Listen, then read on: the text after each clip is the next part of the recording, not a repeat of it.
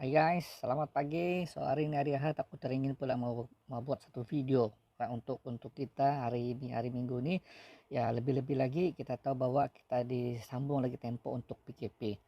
So semalam aku terfikir-fikir apa video yang aku buat untuk malam ini. So jadi rasanya video ini sangat sesuai untuk kita dalam keadaan sekarang, khususnya kepada kita yang bergelar PS. Oke, 4 kesilapan yang kita lakukan di kala PKP. So inilah topik yang aku mau bawa ya. 4 kesilapan yang kita lakukan semasa PKP ini. Yang pertama, kita tunggu dan lihat. Kita sudah masuk tempo sebulan tau, mungkin sebulan lebih dalam keadaan ini. Tapi kesilapan pertama kita buat adalah kita tunggu dan lihat. Kita tengok keadaan.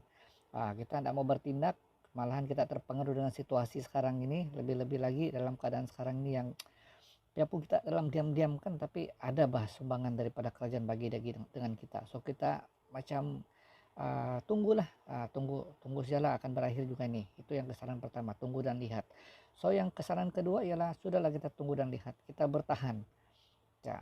So sebenarnya kalau dalam perniagaan kan, kalau dalam dunia pekerjaan itu aku tidak kisahlah, tapi dalam dunia perniagaan kita tidak boleh bertahan tau. Kita ini kalau dalam bola sepak kita harus jadi penyerang sekarang. Kita tidak boleh bertahan. So apa sebab uh, kenapa aku cakap begitu? Semakin kita bertahan, semakin parah perniagaan kita. Uh, jadi kita kena jadi penyerang, menyerang dalam keadaan yang sekarang ini ramai lagi orang, pesaing kita yang tidur lena santai-santai, sebab orang pun macam kita juga tuh kan, tunggu dan lihat. So jadi menunggu suasana PKP ini berakhir baru mau start balik.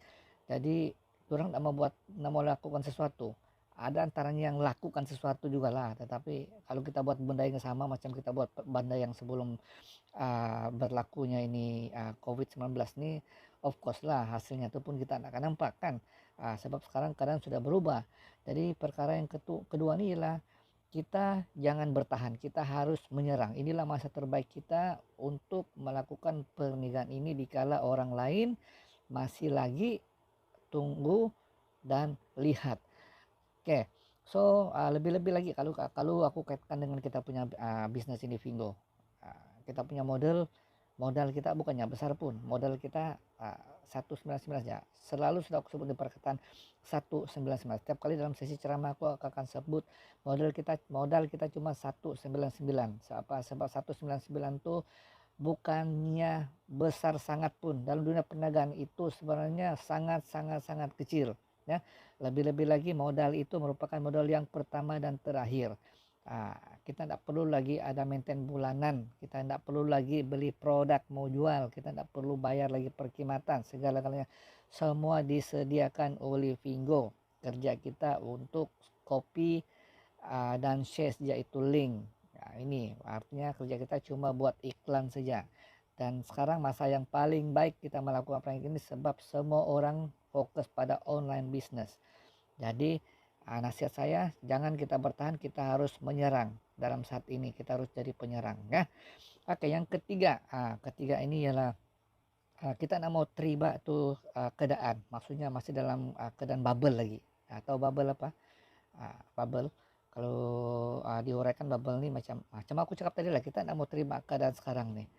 Bagi kita keadaan akan pulih, kita tunggulah nanti pulih nih macam sedia kala juga deh. Kawan, kita harus ingat tahu, bila keadaan pulih, ekonomi kita nih sedang merudum sekarang. Ramai percaya atau tidak percaya, ramai kawan kita akan kehilangan pekerjaan, percayalah kan.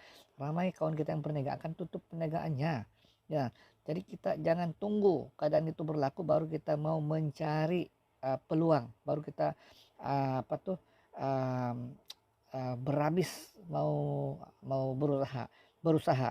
Boleh juga, tapi alangkah kalau kita buat pasar sekarang ini masih lagi orang dalam keadaan dibuai, masih lagi orang dalam keadaan menunggu, masih bertahan, masih tidak mau terima keadaan. Jadi inilah masa yang paling sesuai untuk kita melakukan perniagaan ini. Tahu enggak, pakar ekonomi sudah meramalkan, kalaupun ekonomi pulih diambil masa 1 tahun tahu. Nah, kita hari-hari ini mau makan, enggak kan kita mau tunggu 1 tahun. Jadi bayangkan kalau tiba-tiba syarikat yang tempat kita kerja tuh tutup ataupun gaji mungkin dikurangkan. Jadi macam mana lah kita mau tanggung kita punya kos, ya, kos kehidupan harian kita.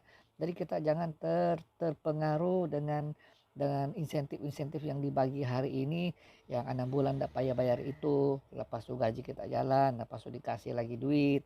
Nah itu jangan kita terpengaruh dengan itu sehingga kita tidak mau membuat sesuatu dan membuat tindakan. Kita tunggu dan lihat, tunggu keadaan pulih seperti biasa. So ini sangat bahaya, sebab kita pernah lalui dulu keadaan kegawatan ekonomi pada tahun 2008. Waktu itu ramai kawan-kawan kita yang kehilangan kerja, ramai serikat yang tutup, dan mengikut pakar ekonomi kadang hari ini lebih teruk daripada 2008. Ya, sebab ini aku tidak akan huraikan pasal ekonomi, tapi kita sendiri boleh rasalah kan. Harap kamu boleh paham apa maksudku. Itu yang ketiga, jangan tidak mau terima keadaan sekarang nih yang kita dalam keadaan PKP, tidak boleh buat apa-apa. Ya, kita harus melakukan mencari satu inisiatif lah untuk ubah kita pun itu keadaan, supaya kita tidak apa orang bilang, indah dalam kesesakan akan datang. So yang keempat, ini yang sangat sedih, yaitu putus asa. Dalam apapun kita buat, kalau kita cepat putus asa, memang kita tidak boleh berjaya. Nah, tapi yang ini kan putus asa terlalu awal. Sebelum PKP kita beria-ia, kita terbakar melakukan dengan Vigo, kita berapi-rapi membuat ini perniagaan.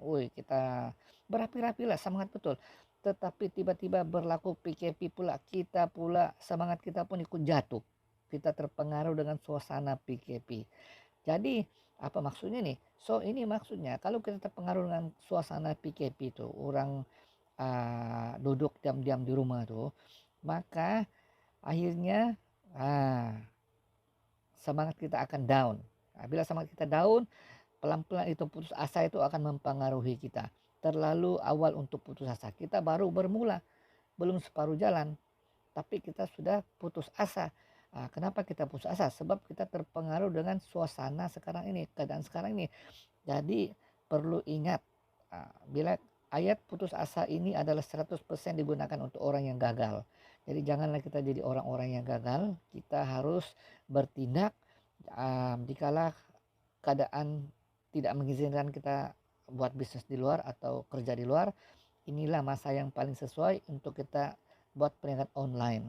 Oke, so kerja kita bukannya susah pun, kita cuma, aku boleh andaikan inilah perniagaan yang paling senang dalam aku punya pandangan lah, sebab aku sudah melibatkan benda perniagaan ini sudah lebih 20 tahun. Inilah bisnis yang paling senang. Kita tidak payah jumpa orang, kita tidak payah jual barang, kita tidak payah bergaji orang, kita tidak payah sibuk-sibuk sediakan itu alat bantu, apa semua peralatan semua sudah disediakan. Tinggal kita belajar sejak macam mana buat iklan dengan menggunakan copywriting, copy dan share di Facebook, di media-media sosial. Tidak berbayar pun, percuma. Di mana kita mau cari peluang yang macam ini? Berniaga, buat iklan secara percuma, dan pendapatan kita boleh ambil setiap minggu. Biarpun mungkin seminggu kita dapat 400-500, tapi siapa juga kasih kan ada pendapatan sampingan setiap minggu. Terlebih-lebih lagi dalam keadaan kita sekarang ini dalam suasana COVID-19. Jadi akhir sekali aku mau ulang balik 4 kesilapan ini, kalau boleh jangan kita lakukan. Yaitu pertama, tunggu dan lihat. Jangan tunggu dan lihat, ya. Inilah masanya kita mesti mau bertindak, ya. Kedua, jangan bertahan, mesti mau jadi penyerang. Time orang dibuat mimpi, kita harus menyerang saat ini. Yang ketiga, jangan dah mau terima keadaan. Kita mesti mau bertindak. Jangan tunggu keadaan pulih baru mau bertindak, ya. Yang keempat, terlalu awal untuk kita putus asa, geng, sebab kita baru bermula. Jadi kita teruskan perjuangan kita gandakan usaha kita, pasti nanti bila kita boleh keluar rumah, waktu itu kita ada duit, kita boleh enjoy sudah, ya. So jadi aku harap video ini boleh membakar semangat kita, dan bagi tahu juga nasihat para kawan-kawan kita di luar di situ, ini peluang terbaik kita untuk melakukan perniagaan di Vigo. So akhir kata daripada saya, stay at home dan jaga kebersihan. Jumpa Anda di puncak kejayaan Vigo. Bye bye.